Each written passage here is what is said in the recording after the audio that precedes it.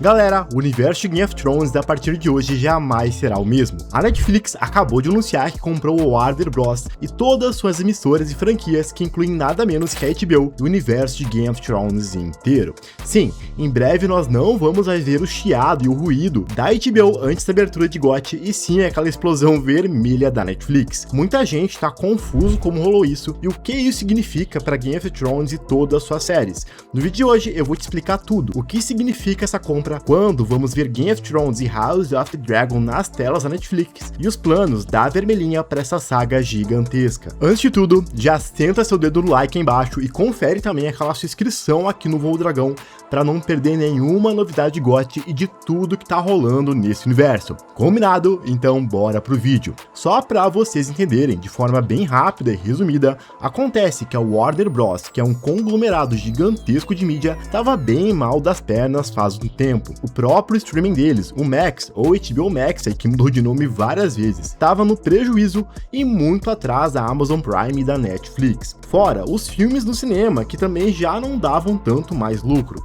O ponto é, galera, que a Warner é dona de várias franquias e sagas de sucesso, como Senhor dos Anéis, Harry Potter, a DC Studios e, é claro, Game of Thrones, além de muitas outras. Acontece que para você fazer dinheiro com tantos nomes grandes assim, você precisa também ter dinheiro para gastar, ou seja, ter grana para produzir filmes e séries que são bem caros, e ainda assim corre o risco de não ter retorno suficiente. Por isso, depois de muita negociação, a Netflix anunciou a compra da Warner por míseros 72 bilhões de dólares. Isso abalou o mundo do entretenimento e deixou os fãs de Game of Thrones se perguntando, afinal, qual vai ser o futuro dessa saga em novas mãos. Afinal, como vocês bem sabem, a Netflix e a HBO têm visões de mercado completamente diferentes. Isso pode ser muito ruim ou muito bom ao mesmo tempo. Ou seja, vocês podem ter certeza, galera, nós vamos sim aí ter pela frente vários pontos positivos quando falamos de GOT nas mãos da Netflix, porém também vamos ter grandes riscos. Antes de abordar ponto a ponto, queria que vocês entendessem o que significa uma série ser produzida pela HBO ou pela Netflix,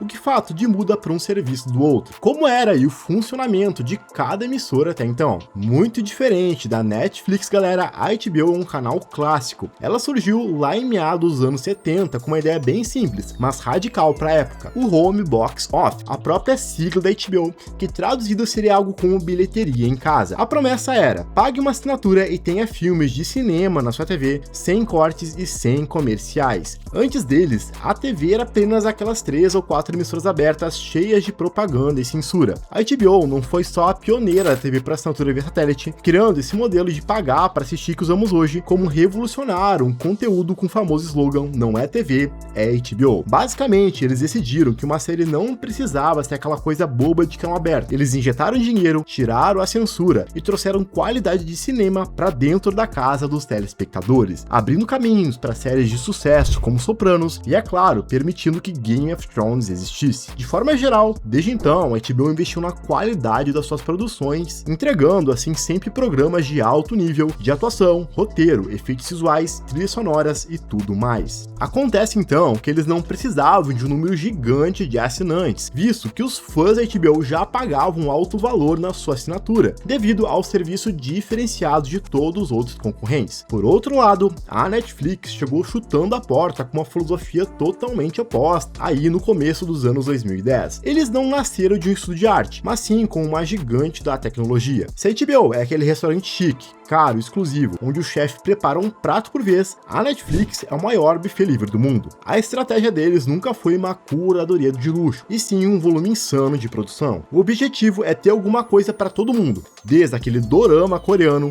passando pelo reality show de namoro até um filme de ação milionário. Eles acabaram inventando assim o conceito de Big Watch, a famosa maratona. Enquanto a HBO queria aquele evento de todo domingo que faz a gente conversar a semana toda, a Netflix acaba jogando uma temporada inteira na sua cara numa sexta-feira para você engolir tudo num final de semana e pedir mais na segunda. E o grande diferencial de tudo isso é o algoritmo. A Netflix acaba não decidindo as coisas só pelo feeling artístico. Ele tem dados, eles sabem exatamente o minuto que você pausa uma série, o que você pula e o que você faz para cancelar uma assinatura. É uma fábrica de conteúdo movida a números, focada em manter você preso no tundum o máximo de tempo possível. E pensa comigo no impacto disso para nossa comunidade. Se a Netflix lançar lançar uma temporada por vez. Acabou aquela época mágica de a gente ficar a semana inteira querendo teorias aqui no YouTube ou no trabalho. O próprio canal aqui, o Voo Dragão, e tantos outros canais de Game of Thrones acabariam simplesmente morrendo. A gente consumiria tudo muito rápido, esqueceria tudo muito rápido e parte para a próxima semana. O hype semanal que fez Game of Thrones ser o que é, simplesmente iria desaparecer. Galera, logo de cara, isso já traz vários pontos negativos, principalmente, é claro, para nós que somos telespectadores. Como vocês bem viram, a Netflix pensa que quase que exclusivamente em retorno, em números, em audiência, ou seja, em dinheiro.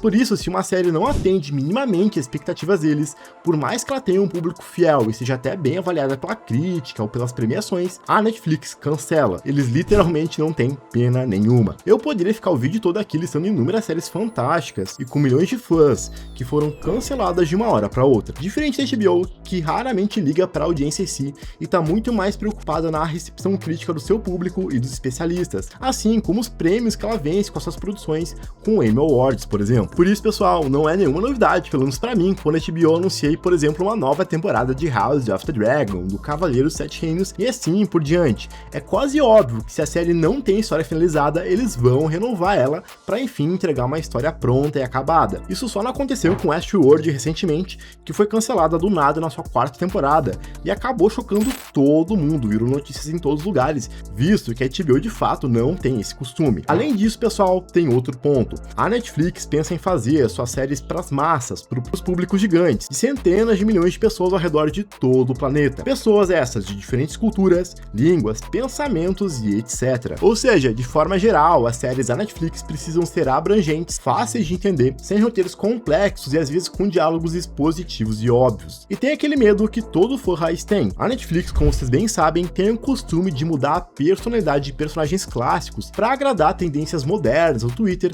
ou até mesmo simplificar a trama, fugindo totalmente dos livros e das obras originais. Será que eles teriam coragem de mudar, por exemplo, o final dos livros do George R. R. Martin, ou a personalidade de um Targaryen, só para agradar a audiência do momento? Com a HBO a gente sabe que existe um respeito à obra original, já com a Netflix acaba sendo aí uma roleta russa. É claro, isso não serve para todas as produções, é uma orientação para muitas séries que a Vermelhinha produz. É claro, né, a Netflix é assim capaz de produzir ótimas séries, por mais que eu acredite que de maneira geral, nenhuma das melhores séries da Netflix ainda conseguiu chegar perto de Game of Thrones ou das melhores séries da HBO, como Band of Brothers ou Soprano. Eles têm sim ótimos exemplos, vamos admitir, assim como também tem péssimos exemplos. Sinceramente, eu acho que até hoje a Netflix não conseguiu fazer nada à altura de Game of Thrones quando falamos de fantasia. Os fãs aí de The Witcher me perdoem, mas aquilo não chega aos pés de GOT, vamos ser sinceros. E gostando ou não, mesmo os piores episódios, seja de House of the Dragon e de Game of Thrones, tem sim aí uma qualidade altíssima. Mas enfim, pessoal, nem tudo são coisas ruins. Se tem uma coisa que a Netflix tem de sobra, que o Warner tava precisando desesperadamente hoje em dia, é dinheiro. A gente sabe, como falei anteriormente, a Warner tava tendão com uma dívida bilionária nas costas. Não é à toa aí que, por exemplo, a segunda e terceira temporada de House of the Dragon tiveram a redução de episódios de 10 para 8 episódios por temporada. Eles deixaram bem claro que isso era exclusivamente uma questão de orçamento, só para vocês terem uma ideia do perigo. Por outro lado, a Netflix está com o cofre cheio e a torneira aberta. Afinal, eles são o maior serviço de streaming de todo o planeta. Isso pode ser a salvação para aqueles projetos de Game of Thrones que foram engavetados, ou que estão aí em banho-maria por falta de verba, ou até mesmo por falta de vontade da HBO.